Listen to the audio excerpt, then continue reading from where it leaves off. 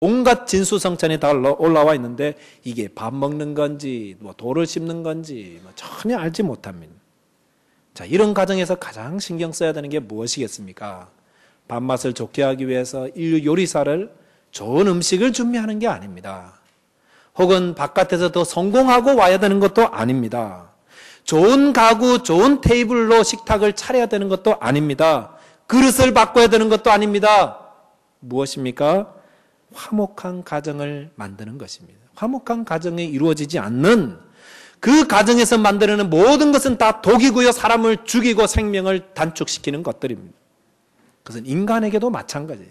범죄한 인간도 마찬가지입니다. 모든 사람이 죄를 범하였으며 하나님의 영광에 이르지 못한다고 하였습니다. 범죄하였기 때문에 냉랭한 관계 속에서 그 사이에서 일어나는 것들이 다 고통이라는 것입니다. 하나님의 영광에 이르지 못하니까 하나님께서 주시는 그 평안함을 누리지 못하고 불평과 불만 속에 살아가는 것입니다. 최근에 어떤 뉴스 그 자료를 보니까 오늘날 사람들은 소득은 높아지고 누리는 건 많지만은 불만은 더 많아졌다고 그래요. 과거에 비해서 많은 걸 누릴 수 있습니다. 소득도 많아졌습니다. 풍요로운 것 같습니다. 그러나 사람들이 느끼는 불만은 더 높다는 것입니다. 이게 왜 그렇습니까? 사마리아 여인은 어떻습니까? 하나님을 떠나고 예수를 만나지 못한 사람은 사마리아 여인과 같습니다. 만나기 싫은 거예요. 아무도 만나기 싫습니다. 그냥 내가 필요한 물만 얻기 위해서 사람들 안 보는 시간에 와서 물만 뜨고 가버리는 것입니다. 사랑과의 만남이 고통이 되어버렸습니다. 참된 만족이 없습니다. 5번째 남자하고 살다가 에이 남자가 시원찮아서 그런가 보다 남자 한번 바꿔보자 그래서 6번째 남자하고 살았는데 똑같다는 것이에요. 7번째 남자, 8번째 남자 뭐 아이디어한 남자 만난다고 행복이 오는 게 아니라는 것입니다. 왜 그렇습니까? 왜 그녀에게 이런 불만과 이런 삭막한 삶이 있는 것입니까? 그것은 하나님과 화목하지 못하기 때문입니다. 하나님이 처음에 만드실 때는 그렇게 만들지 않으셨습니다. 그런데 죄 가운데 거하고 있으니까 죄가 우리를 사망과 저주와 불만스러운 하늘에 있는 것들을 그로 말미암아 자기와 화목해 되기를 기뻐하심이라 말씀하였습니다. 로마서 5장 11절 말씀에서도 이뿐 아니라 이제 우리로 화목을 얻게 하신 우리 주 예수 그리스도로 말미암아 하나님 안에서 또한 즐거워하느니라 말씀하였습니다. 예수님께서 오신 이유가 무엇입니까? 우리 이것만 좀 분명히 하고 넘어갑시다. 무엇 때문입니까? 하나님과 화목되지 않은 우리를 하나님과 화목하게 하기 위해서 예수께서 오셨습니다. 우리가 이것을 잊지 마시고 우리가 그리스도를 믿을 때에 하나님께서 우리를 태초에 만드실 때 그 모습으로 그 새로운 피조물로 창조되고 거듭나고 변화되는 것입니다. 그리고 하나님과 우리가 화목되고 하나님이 주시는 큰 기쁨과 평안함과 그 사랑 속에 거하게 되는 줄 믿습니다. 이 은혜 안에 거하는 저와 여러분 되시기 바라겠습니다. 두 번째는 하나님과 화목된 자는 어떻게 살아야 하는가 하는 것을 또 말씀해 주고 있습니다. 우리가 이 대강절에 이 사실도 기억해야겠습니다. 그것은 하나님께서 우리에게 화목의 직책을 감당하라고 부탁하고 계십니다. 우리에게 화목해 하신 이후에 우리에게 또다시 이 세상에서 화목해 하는 직책을 감당하라고 말씀하십니다. 18절 보시면은 또 우리에게 화목하게 하는 직분을 주셨다고 말씀하셨습니다. 화목하게 하는 직책이 무엇입니까? 19절에 보시면은 이렇게 말씀하십니다.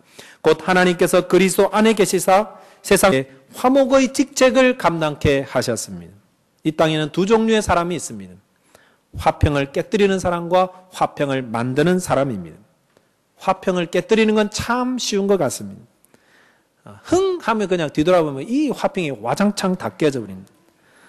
뭐 네가 그럴 수가 있어 이러면서 뭐 가버리면은 화평은 그저 다 깨져버립니다. 그런데요 깨진 그 마음이 돌아선다고 그러지 않습니까? 이미 버스는 떠났어. 이미 마음은 돌아섰어. 생각도 하지 마. 뭐 이럴 때에 다시 그 마음을 되돌아켜서 다시 갔던 버스를 되돌려서 화목해 하는 것은 참으로 어렵지만 이 일을 누가 해야 되는 것입니다. 화목의 직책을 받은 사람들이 하라고 우리 주님이 말씀하고 있습니다. 빌 클린턴 전 대통령 하면 무슨 생각이 드십니까? 부도덕한 스캔들 생각나지 않습니까? 그 일 때문에 클린턴 대통령은 텔레비전과 신문을 통해서 전 세계에 창피를 당했습니다. 이 사건을 접하고 가장 충격을 먹은 사람이 누구였습니까? 바로 힐러리 여사였습니다. 얼마나 기가 막힌지 3일 동안 먹지도 않고 입을 뒤집어 쓰고 울고만 있었습니다. 내가 어떻게 키운 남편인데, 거지 같은 집안에서 자란 놈과 결혼해서 정서도 불안하고 믿음도 없고 사랑도 격려도 없는 그런 사람을 내가 신뢰하고 격려해주고 사랑을 베풀어서 미국 대통령 자리까지 올려놨는데 어떻게 날 배신할 수 있는가. 그래서 도무지 분해서 일어날 수가 없습니다. 그래서 머리 한쪽으로는 이혼해가지고 클린턴을 이번에 아주 세계 묵사발을 만들어버릴까 그런 생각도 있었습니다. 그럴 때에 친정 어머니가 찾아왔습니다. 그리고 사랑하는 딸의 어깨를 두드리면서 말했습니다. 딸아, 나도 네 마음을 안다. 얼마나 분하고 억울하고 배신감이 북받치겠니. 그러나 네 남편을 대통령까지 만들어 놓고 이제 와서 남편을 버리면 어떡하겠니. 어쩌면 미국 시민들은 네 남편보다는 너를 보고 대통령으로 찍어주었는지 모른다. 그런데 지금 네 남편을 버리면 미국 국민도 클린턴을 버리고 말 것이다. 세상에 밝혀지지 않은 비밀을 안고 사는 남자들이 얼마나 많고 정치인들이 얼마나 많은지 모른다. 억울하고 분해도 이번 한 번만 남편을 용서해 주거라. 아니, 용서하는 마음이 안 생기면 국민들 앞에서 남편을 용서하는 척, 사랑한 척이라도 보여주거라. 그러면 미국 국민들도 널 보고 대통령을 버리지 않을 것이다. 그리고 오히려 네가 대통령보다 더 많은 사랑과 존경을 받게 될 거다. 네.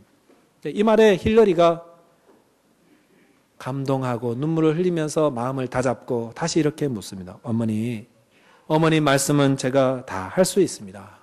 그런데 대학교에 다니는 딸 첼시에게는 뭐라고 말합니까? 그러자 그 믿음의 어머니가 이렇게 말합니다. 얘야, 딸 앞에서도 그렇게 하면 된다. 엄마가 세상 사람 뭐라 해도 아빠를 여전히 믿고 있다고 하거라. 엄마는 끝까지 아빠를 사랑하고 있다고, 또 앞으로도 사랑할 거라고 하거라. 그러면은 첼시도 아마 떳떳하게 머리를 들고 다닐 거다. 그러면서 떳떳하게 삶을 살 수 있었다. 그래서 지금도 미국 시민들이 이때 힐러리를 기억하면서 얼마나 그녀를 존경하고 있습니까? 예수님은 마태복음 5장 9절 말씀에서 화평케 하는 자는 복이 있나니 그들이 하나님의 아들이다, 하나님의 딸이다 일컬음을 받는다고 하였습니다. 하나님의 아들 예수께서는 이 땅에 화평 때문에 오셨습니다. 하나님이 얼마나 화평을 원하십니까? 저와 여러분들이 가서 빌어도 안 들어줄 건데 하나님이 오셔서 우리를 화평케 해주셨습니다. 예수를 믿을 때에 하나님과 화평케 되는 줄 믿습니다. 그리고 화평케 된 자로서 화평의 직분을 우리에게 맡기셨으니 저의 가정과 이 교회와 여러분의 아는 사람들, 여러분의 학교와 직장에서 화평의 직분을 감당해야 되지 않겠습니까?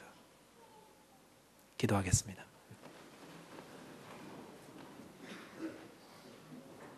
하나님 아버지, 우리는 5살 난 여자아이를 납치해서 우리의 쾌락의 대상으로 삼고 그리고 그를 죽여버리고 싶은 그런 마음들과 그런 미움들이 우리 마음에 있습니다. 하나님, 우리는 살인자와 같은 마음이 우리 안에 있습니다. 남을 증오하며 나를 아프게 한 자를 똑같이 갚아주려는 그런 복수의 마음이 우리 안에 있습니다. 우리도 살인자의 마음이 있고 우리도 파렴치한 범죄자의 마음이 우리 속에 있습니다.